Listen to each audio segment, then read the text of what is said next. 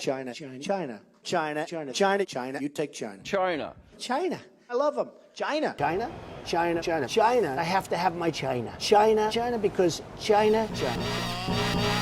All you Trekkies and TV addicts, don't mean to this, don't mean to bring static. All you Klingons in the fucking house, grab your backstreet friend and get loud. There have been a ton of reports on China and what seems like a change of heart in regards to blockchain technology.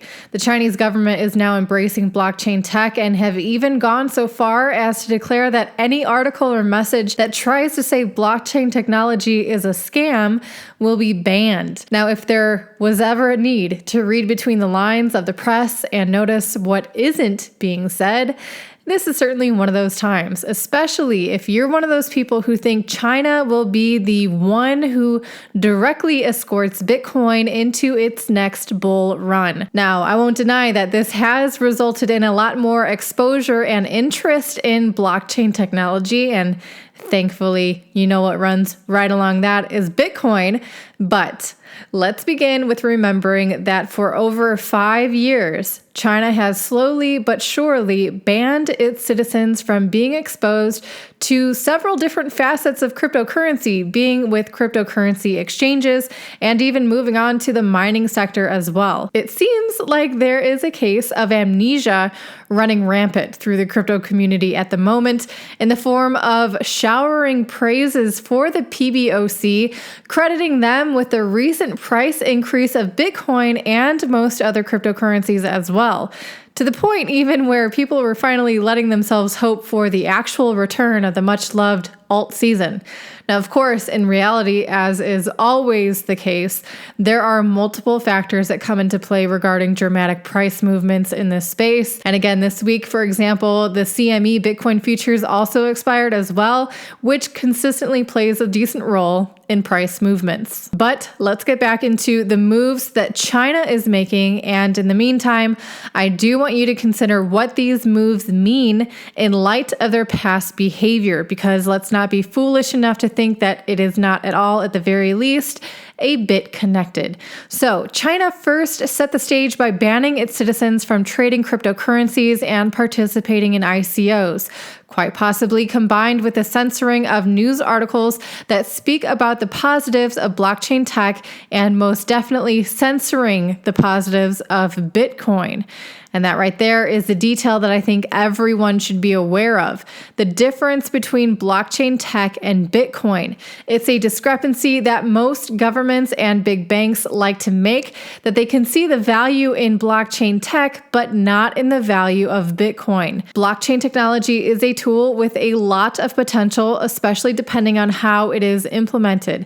It can certainly be disruptive if done right. For example, that technology applied to the financial sector and the creation of money holds a ton of disruptive power.